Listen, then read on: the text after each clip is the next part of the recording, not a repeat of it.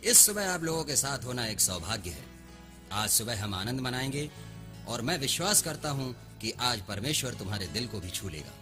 मुझे आकर्षण का केंद्र बनना पसंद है, इसलिए मैं आज की शुरुआत तुम्हारी कलीसिया में टेनिस बॉल फेंकने के द्वारा करूंगा। मुझे टेनिस बॉल और फुटबॉल खेलने में बड़ा आनंद आता है। Ready, catch catch. ओ, मेरी ओर वापस मत फेंकना क्योंकि मैं पकड़ नहीं सकता हूँ। ठीक है, हम शुरू करते हैं। प्यारा है, अच्छा कैच, अच्छा कैच। हाँ, मेरा जन्म बिना हाथ पैर के हुआ और मेरे माता पिता सारी उम्र समर्पित मसीही थे। और फिर मैं आया ये जैसे कि उनके विश्वास की परीक्षा थी। देखो, जब तक मेरा जन्म नहीं हुआ था तब तक मेरे पिता को यह मालूम नहीं था कि मैं बिना हाथ पैर के जन्म लूंगा। और ये अजीब था क्योंकि इसका कोई वैज्ञानिक कारण नहीं था कि ये क्यों हुआ। पर सबसे बड़ा प्रश्न यह है कि यदि प्रभु मेरे माता पिता से प्यार करते तो उनके साथ इतना बुरा क्यों होने दिया? क्यों? और आप जानते हैं, याकूब 1:2 कहता है कि मेरे भाइयों, जब तुम नाना प्रकार की परीक्षाओं में पढ़ो तो इसको पूरे आनंद की बात समझो। ठीक है, जब मैं पैदा हुआ मेरे माता पिता के आखिरी 2 शब्द थे, प्रभु की स्थिति हो। आपको पता है कि माँ अपने पहले बच्चे को व्याकुल होकर कैसे उठाती है? ठीक है, जब मुझे मेरी माँ के पास रखा गया तब सोचो उसने क्या कहा, इसे दूर ले जाओ। ये बहुत ही दुखद घटना थी। क्या पूरा आनंद? आज मैं आपसे बांटना चाहूंगा परमेश्वर के सारे वादे और वे कारण जो मैं यहाँ आपके सामने खड़ा हूं, और परमेश्वर का आनंद मुझ में है। अगर आपके पास बाइबल है तो यिर्मयाह का 29वां अध्याय खोलें। इसके पहले कि हम वचन में जाएं, जैसे मैं बड़ा हो रहा था मैं चाहता हूं कि आप समझें मैं कैसी जिंदगी जी रहा था। और यह सिर्फ मेरे माता पिता के लिए ही कठिन नहीं बल्कि मेरे लिए भी कठिन था। मुझे 24 घंटे देखभाल की जरूरत थी। आपको कितनी बार अपने हाथ पैर की जरूरत होती है? लगभग हमेशा। उसी तरह मुझे भी किसी की जरूरत थी। और मैं खुद एक गिलास पानी भी नहीं पी सकता था। मैं अपने आप खाना भी नहीं खा सकता था। मेरा मुंह आप जानते हैं, उस आइसक्रीम के अंदर आप जानते हैं मैं पूरा गंदा हो जाता था। इसी वजह से मुझे हमेशा किसी की जरूरत रहती थी। इससे मुझे बहुत बुरा लगता है। आप जानते हैं, जब कोई मुझे टॉयलेट ले जाता था, सोचो आपके माता पिता आपको टॉयलेट ले जाते हैं जब आप 11-12 साल के हैं, और ये थोड़ी शर्मनाक परिस्थिति थी, क्यों, है ना? मगर मेरे पास इसके अलावा कोई विकल्प नहीं था। पर मुझे इन सब की जरूरत थी। मुझे लगा कि मैं मेरे खुद के माता पिता पर बोझ हूं। मैंने माँ से कहा कि आप लोगों के चले जाने के बाद मेरी देखभाल कौन करेगा? देखो, मुझे कोई भविष्य या आशा नहीं दिखाई देती। मुझ में ऐसा विश्वास नहीं था कि कोई भी लड़की मुझे पसंद करके मुझसे शादी करेगी। हरगिज़ नहीं। मैं आपको बता दूं, मैं अभी भी कुंवारा हूं। मगर वाकई हम पढ़ते हैं यिर्मयाह 29:11 कहता है, क्योंकि यहोवा की ये वाणी है कि जो कल्पनाएं मैं तुम्हारे विषय में करता हूँ उन्हें मैं जानता हूँ, वे हानि की नहीं वरन कुशल की हैं, और अंत में तुम्हारी आशा पूरी करूंगा। अब ये अच्छी वाचा है, पर हम ऐसे क्यों नहीं हैं हमेशा? क्योंकि हमारी आशा और भविष्य जो अब हो रहा है उस पर निर्भर है। मैं जानता हूं कि आपके इत्र की बोतल खत्म हो जाती है, नाखून टूट जाते हैं, आप जानते हैं छोटी छोटी बातें, आप निराश हो जाते हैं। मगर बड़ी बातों में भी क्या हंसने वाली बात नहीं है? जैसे कि आप मदद मांग रहे हो और वो तुम्हें उत्तर नहीं देता। ठीक है, मैं आपसे ये वचन कुछ क्षणों में बांटना चाहूंगा, पर क्योंकि मैं वाकई ध्यान चाहता हूं, मैं कुछ और दिखावा करना चाहता हूं। ठीक है, स्कूल में मैंने अपने पैर से लिखना सीखा। ये एक सामान्य पेन है जो प्लास्टिक होल्डर में मेरे पैर में है। लिखना अच्छा लगता है, चित्र बनाना अच्छा लगता है। मैंने कंप्यूटर में टाइप करना भी सीखा, एड़ी अंगूठे से करीब 43 शब्द 1 मिनट में। अच्छा है। ये एक पेचीदा बात है। ठीक है, मुझे मेरे मित्र को फोन करना है। Thank you, good morning. आपकी चेतावनी के लिए ये शायद पहली बार में नहीं होगा, मगर क्या होगा जब हम असफल होंगे? फिर से शुरू करते हैं। क्या होता है जब हम असफल होते हैं? कोशिश करो। बहुत अच्छा। चलो शुरू करें। ध्यान दें, देखिए। हे, ये अच्छा था।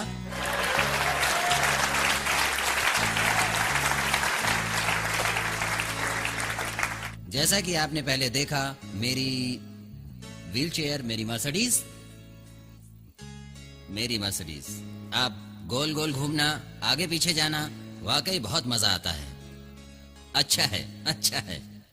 खैर ठीक है, वापस कहानी पे आता हूँ। दिखावा बहुत हुआ, ठीक है।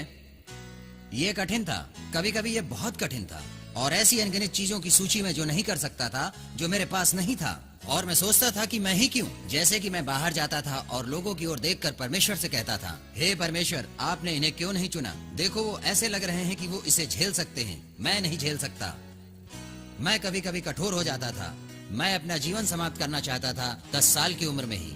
मैं कुछ नहीं देख पाया, लेकिन वो सब बातों में से जो मैं नहीं कर सकता था, आप जानते हो सबसे दुखद ख्याल क्या था?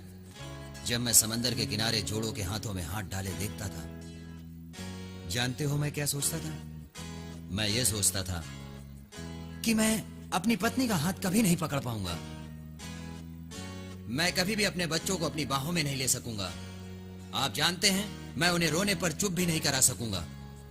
मैं ये नहीं कर सकता, वो नहीं कर सकता। मैं मेरी पत्नी को कार में नहीं बैठा सकता, आप जानते हैं, मेरी बाजू में, और हम समंदर के किनारे जाएं और लहरों से खेलें और मैं उसके बालों में रेत डालूं। मैं ऐसा कुछ भी नहीं कर सकता। ये छोटी बात है, मगर मेरे लिए महत्वपूर्ण है, और ये कठिन था। अब मसीही परिवार में बड़ा होना, संडे स्कूल में सीखना कि यीशु तुमसे प्रेम करता है, पर मैं एक वचन पर थम गया, जो कहता है कि परमेश्वर ने तुम्हें उसके स्वरूप में बनाया है। सही है, हाँ, मगर मैं उलझन में था, क्योंकि परमेश्वर ने उसके स्वरूप में मुझे बनाया था और वो मुझसे प्यार करता है। अगर मेरे जन्म पर उसका पूरा नियंत्रण है, मुझे पता चला क्यों उसने मुझे ऐसा बनाया, और मैं गुस्सा हो गया। मैंने कहा, परमेश्वर, साबित करके तू सच्चा है, और तूने मुझे बनाया और तू मुझसे प्रेम करता है। क्यों? मैं ही क्यों? परमेश्वर ने मुझे उत्तर नहीं दिया। सालों साल आप ऊबते नहीं जब ईश्वर तुम्हें जवाब नहीं देता। आइए हम उस वचन को फिर देखें। क्या होता है जब आप कुछ मांगते हो और नहीं पाते, और आप कुछ खोजते हो और नहीं मिलता?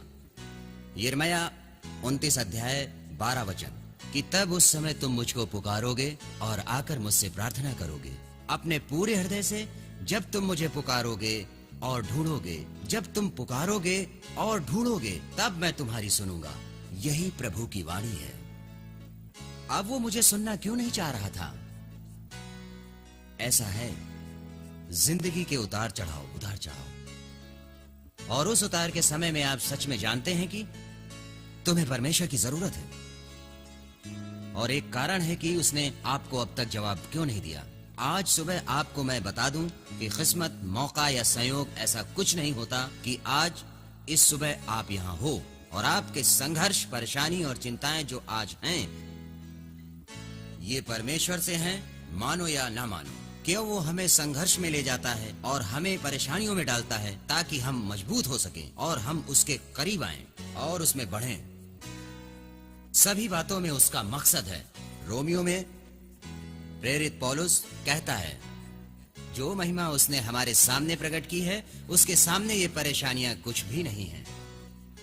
रोमियो 8:28 कहता है कि हम जानते हैं कि जो लोग परमेश्वर में प्रेम रखते हैं, उनके लिए सब बातें मिलकर भलाई ही उत्पन्न करती हैं। क्या आप इसका अर्थ जानते हैं कि परमेश्वर आपसे ऐसा कुछ भी नहीं होने देगा सिवाय कि उसका भला मकसद हो?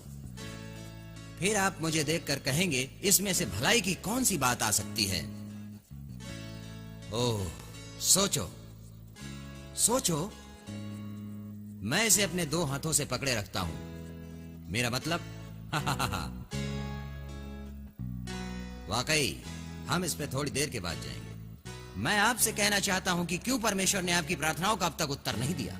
उसने अब तक आपको इन सारी परेशानियों से नहीं छुड़ाया, क्योंकि वो हमारे हृदय को मजबूत कर रहा है और उसे तैयार कर रहा है और उसे सिखा रहा है।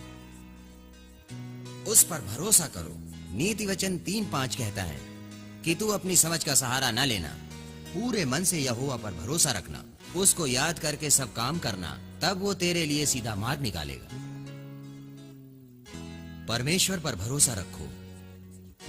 पर देखो, मैं तुमसे यहां ये सब कह सकता हूं और अगले हफ्ते तुम उदास हो जाओगे। अरे, मेरी कार खराब हो गई, देखो, मैं ये नहीं चाहता कि आप घर जाओ और मेरे बारे में सोचो कि मैं सिद्ध मसीही हूँ, क्योंकि मैं अच्छा मसीही नहीं। जो कुछ आप मुझ में देख रहे हैं वो एक मसीह होने के नाते वो परमेश्वर है। जो कुछ मुझ में अच्छा है वो कुछ नहीं, बकवास। मेरे अंदर कुछ अच्छा नहीं। पर ये जो चुनौती आप मुझ में देख रहे हो, जो मुझ में है, वो इसलिए कि परमेश्वर मेरी प्रार्थना सुन ले। और शैतान जैसे मेरे पास आता था और कहता था कि नीक, मुझे लगता है कि तुम्हें पहले ये करना चाहिए, वो करना चाहिए, और शायद जब तुम बेहतर बनो तब ईश्वर तुम्हारी प्रार्थना सुनेगा। मुझे लगा शायद मैं धीरे से प्रार्थना करूं और बार बार दोहराऊं तो शायद परमेश्वर मुझे सुनेगा। जरा बाइबल खोलो, चिंता मत करो, कुछ नहीं, कुछ नहीं। पर यह कहता है तुम परमेश्वर को कब पाओगे? जब तुम उसे खोजते हो अपने पूरे हृदय से, वो आपको मिल जाएगा। प्रभु घोषित करता है कि तुम उसे पाओगे, बस उसकी खोज करते रहो। वो आपकी सारी बातों को जानता है। तुम्हारी भावनाओं से पहले वो तुम्हारी प्रार्थना को जानता है। वो तकलीफें जिससे आप गुजर रहे हो उसे पता है। वो आपके दिल की इच्छाओं को जानता है, और यही वो जीवित बलिदान है जो हमें देना है। इसका मतलब क्या है? जब तक मैं मेरी इच्छाओं को, परेशानियों को, चिंताओं को, निराशाओं को, अपनी नाराजगी को, या अपने मकसद को और अपने सपनों को, ख्वाहिशों को, इच्छाओं को डाल ना दूं यीशु मसीह के चरणों में। पर मैं अब भी उलझन में था, क्योंकि यदि परमेश्वर इतना अच्छा है और सिद्ध है, मेरे लिए योजना है, तब उन्होंने मुझे ऐसा क्यों बनाया? वो मेरे साथ क्या कर सकता है? आप भी शायद ऐसा सोचते होंगे। मैं वो सब भी बताऊंगा। मगर जब मैं 15 साल का हुआ, मेरे साथ ऐसा ही हुआ। हम यूहन्ना की किताब 9वां अध्याय बाइबल क्लास में देख रहे थे, और वहां पर यीशु चेलों के साथ एक जन्म से अंधे व्यक्ति के पास जाते हैं। चेलों ने यीशु से पूछा कि ये आदमी जन्म से अंधा क्यों है? आप जानते हैं यीशु ने क्या कहा? ताकि परमेश्वर का कार्य इसके द्वारा प्रकट हो जाए। अब 15 साल की उम्र में मैं ये समझ नहीं पाया। हम पढ़ते हैं, देखिए क्या होता है। यीशु ने मिट्टी में थूका, उसे साना अंधे व्यक्ति की आंखों पर लगाया, आंखों को अभिषेकित किया, उसे नदी में धोने को कहा, और देखो क्या हुआ, वो आदमी फिर से देखने लगा। प्रभु की स्तुति हो। अब यहाँ पर भीड़ की प्रतिक्रिया नहीं, सिर्फ फरीसियों की प्रतिक्रिया के बारे में बताया है। और मैं आपसे कहता हूँ, और 100% विश्वास से कहता हूँ कि अगर कोई ये चमत्कार देखता है तो कम से कम एक व्यक्ति जरूर विश्वास करेगा वो देखने के बाद। आइए इस बारे में सोचें। अगर परमेश्वर मुझे अभी हाथ पांव दे दे तो आप आश्चर्य से कहोगे, वाह, हम हमेशा के लिए बदल जाएंगे, है ना? तो मेरे पास ये अजीब योजना थी कि मैं दौड़ कर जाऊं और परमेश्वर से पूछूं कि ये योजना कैसी है। मैंने कहा, मुझे हाथ और पैर दे दो। मैं टीवी पर जाऊंगा और ओपरा विनफ्री शो में भी जाऊंगा। मतलब कि मैं कुछ भी करूंगा आपके लिए। मैं अपना स्कूल छोड़ू जो सुनने में अच्छा लगता है, सेवकाई करने के लिए जाना, दुनिया के छोर तक जाना, बस आपके लिए जाना। उसने उत्तर नहीं दिया। मैंने कहा, प्रभु ये तो अच्छा विचार है। मैंने सोचा ये जरूर आपकी इच्छा होनी चाहिए। कुछ नहीं। अगर इस कहानी को छोटा करूं तो ऐसा हुआ कि परमेश्वर ने मुझसे कहा, नीक, तुझे सच में हाथ और पैर क्यों चाहिए? मैंने कहा, प्रभु आप पागल हो गए हो। अब जब मैं कहता हूँ कि प्रभु मुझसे बात करते हैं, इसका मतलब सुनाई देने वाली आवाज नहीं। जब महसूस करेंगे कि प्रभु आपसे बात कर रहे हैं तो आप जान जाते हैं कि वाकई प्रभु से ही है, प्रभु से ही है। और अगर आप नहीं जान पाते तो प्रभु आपको अनुग्रह दे कि आप जान पाएं, और इसके लिए आपको प्रभु से मांगते रहना है। उसने पूछा कि क्यों तुम्हें हाथ पैर चाहिए? मैंने कहा, प्रभु मैं पागल हो जाऊंगा अगर मेरे हाथ पैर होंगे। मेरी सारे सपने सच हो जाएंगे। मुझे अपनी पत्नी से प्यार जताने में कोई मुश्किल नहीं होगी, सच में मुश्किल नहीं। लेकिन प्रभु, सच में मुझे एक जीवित गवाही बनना है आपके सामर्थ, अनुग्रह और प्रेम की। मुझे दुनिया के छोर तक जाना है, तो जब तुम मुझे हाथ पैर दोगे तो मैं सबको साबित कर सकूंगा कि तुम सच्चे हो।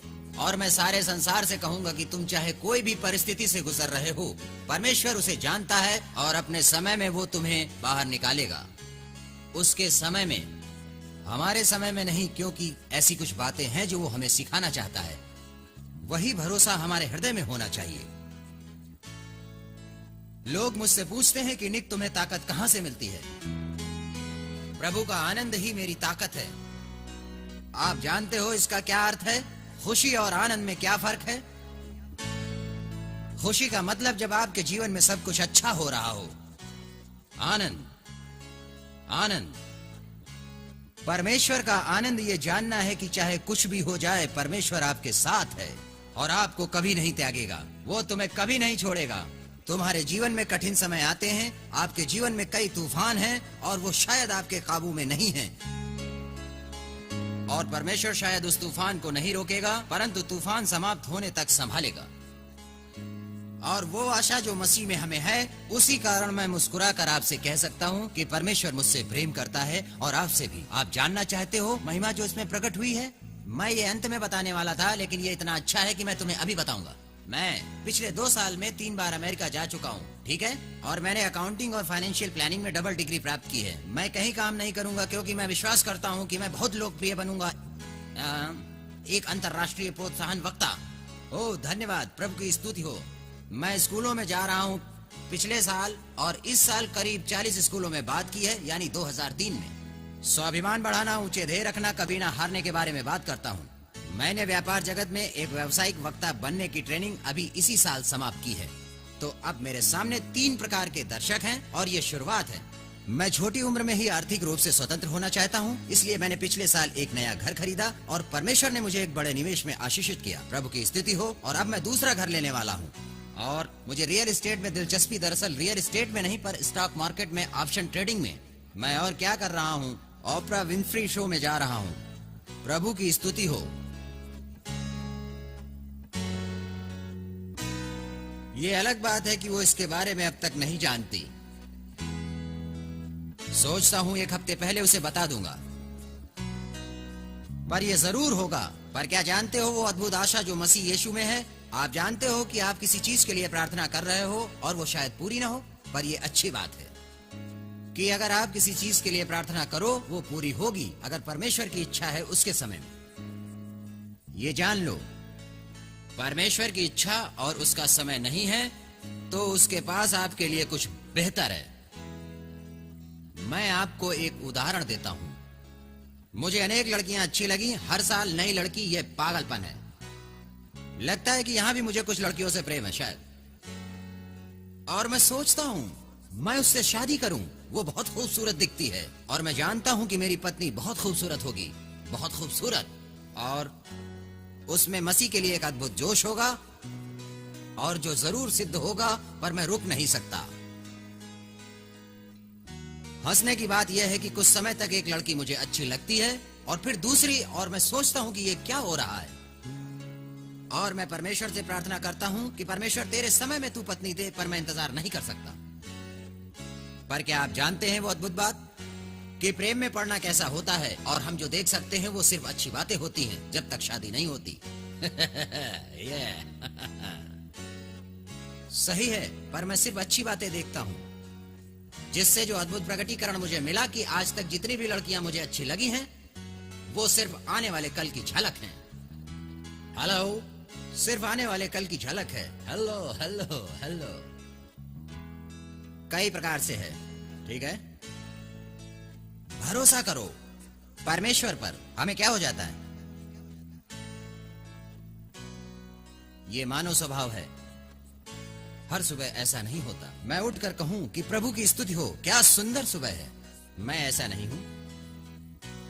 मैं भी आपके समान जीवन जीता हूं।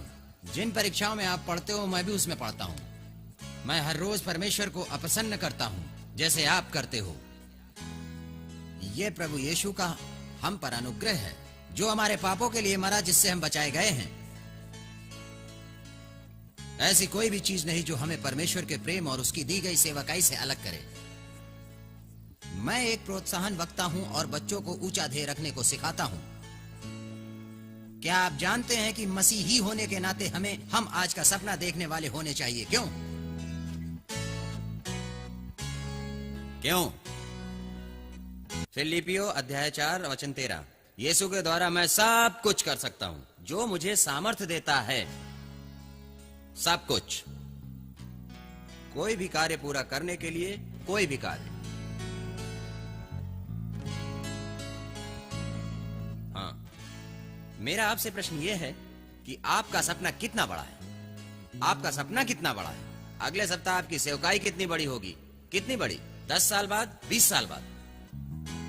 जब हम सेवकाई की शुरुआत करते हैं, हम दो बातें गलत करते हैं। सबसे पहले, अगर मैं कहता हूं कि मेरा सपना और लक्ष्य एक वक्ता बनना है, अब हम देखना है कि मैं किस प्रकार का वक्ता हूं। अगर मैं 10,000 लोगों के सामने घबरा जाता हूं या मैं पृथ्वी के दूसरे छोर तक यात्रा करता हूं, सही सोचे तो ठीक है। अगर मैंने अच्छी तरह समझाया तो आप समझते हो, यही हम करते हैं। देखने के लिए हम कितनी दूर जा सकते हैं, हमारी काबिलियत कितनी है, हम क्या कर सकते हैं। नहीं, आपकी सेवकाई में अगर आपको सामर्थ्य देखना है तो आज से अपनी काबिलियत पर ध्यान न दें, पर आपकी उपस्थिति पर ध्यान दें। जब आप परमेश्वर के कार्य के लिए अपने आप को उपस्थित रखते हो कि वो आपके द्वारा अलग अलग सेवकाई से दुनिया के कोने कोने तक पहुंचे, तो सोचो क्या होगा, सोचो क्या हो सकता है। मैं आपको कुछ बेहतरीन बातें बताऊंगा जो होंगी, क्योंकि वो मेरे साथ हो रही हैं और ये सिर्फ शुरुआत है। और दूसरी बात जो हम सेवकाई में गलत करते हैं वो ये है कि मैं सेवकाई करने वालों को काफी ऊंचे स्तर पर देखता था, क्योंकि वो दुनिया के कोने कोने तक जाते थे जहां बीमारियां और गंदगी होती हैं। फिर भी वे कार्य करते हैं और वे इसके द्वारा प्रभु की महिमा करते हैं। तो मेरी सूची ये है, मेरी सूची में सबसे ऊपर सेवकाई करने वाले हैं, फिर प्रचारक और फिर संडे स्कूल टीचर, फिर आप जानते हो दादी और बच्चे सभी क्रम में। देखो वो गलत है, परंतु अनजाने में हम गलती कर बैठते हैं। ये कितना गलत है। अगर परमेश्वर ने तुम्हें सेवकाई में कुछ करने बुलाया है तो आप अपने पूर्ण हृदय से सेवा करो। परमेश्वर आपको आशीष देगा, आपकी सेवकाई को मूल्य देगा और इतनी हद तक मूल्य देगा जिसकी कोई सीमा नहीं। आप जानते हो सेवकाई क्या होती है? एक अजनबी को मुस्कुराना, प्रेम। कुछ लोगों को सेवकाई का दान होता है, कुछ को प्रचार का, कुछ प्रार्थना योद्धा, माँ जैसा प्रेम देना दूसरे बच्चों को। यही नैसर्गिक सेवकाई है। इसके लिए प्रभु की स्तुति हो। सही मार्ग में आने के लिए परमेश्वर हमारी मदद करता है, हमें हमारी सेवकाई में रहने की याद दिलाता है। जब आप निराशा में सोचते हैं कि अब क्या होगा, प्रभु आप कहां हो? कभी कभी आप समझते हैं कि आप परमेश्वर से कितने दूर हो गए हैं, और कभी महसूस होता है कि आप परमेश्वर के मन में आखिरी व्यक्ति हो। क्योंकि मेरे साथ जो हुआ था, इसलिए मेरे सामने ये चुनौती आई कि मैं कुछ गलत कर बैठता था और आखिर में जाकर क्षमा मांगता था। मुझे बहुत अच्छा लगता था और मैं संत याकूब बन जाता था। मैं जानता था कि मुझे क्षमा मिल चुकी है, मुझे ये भरोसा था। और दूसरे दिन सोचो नीक वही कार्य फिर करता था। शैतान मुझसे कहता था, क्या तुम परमेश्वर के संबंध के बारे में गंभीर हो? क्या प्रभु तुम्हारे जीवन का प्रेम है? परमेश्वर तुमसे ये नहीं सुनना चाहता, तुम उसे पहले ही नाखुश करके गाली दे चुके हो। वो झूठ है। जब तक हम धर्म के भूखे प्यासे रहेंगे, कोई भी परमेश्वर और हमारे संबंध को नहीं तोड़ सकता। क्यों वो ऐसी स्थिति बनाकर हमें चुनौती देता है? क्यों वो बार बार हमें चुनौती देता रहता है? पहली बात हम याद रखें कि हम उसके बिना कुछ नहीं हैं, और दूसरी बात कि हम दूसरों की मदद करें और उन्हें प्रोत्साहित करें। यही कारण है, ये हमारी अच्छाई के लिए है, ये महिमा है, यही महिमा है।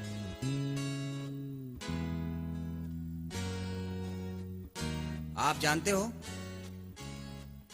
अद्भुत, मेरा सपना, मैं यहां खड़ा होकर ये कह सकता हूं कि बड़ा सपना देखो। पर कितना बड़ा सपना देखेंगे, हमारा परमेश्वर कितना बड़ा है। कभी कभी हम परमेश्वर को छोटे बक्से में डाल देते हैं। हमारा परमेश्वर कितना बड़ा है। आप जानते हो कि हम परमेश्वर को बक्से में डाल देते हैं और कहते हैं ये समस्या बड़ी है और ये छोटी है। हम प्रभु को बक्से में डाल देते हैं। आप जानते हो कि हमेशा वो अपना सर बाहर निकाल कर कहेगा कि मैं यहाँ हूँ। वो खुद बक्से के बाहर कभी नहीं आएगा। आपको उसे उस बक्से से बाहर निकालना है। मैं प्रार्थना करता हूँ कि जैसे मैं मेरे परमेश्वर को बड़ा देखता हूँ, वैसा आप भी देखो, क्योंकि वो बड़ा है। मैंने स्कूल में बच्चों से पूछा कि तुम्हें ब्लैंक चेक की अद्भुत बात पता है? हेलो तुम जितनी चाहे उतनी रकम लिख सकते हो। तो बच्चों से पूछा कि तुम्हें कितना पैसा चाहिए? हो, मैं 10 लाख डॉलर लूंगा। ओके, ज्यादा क्या? ओके, कहता है $550, सॉरी $550।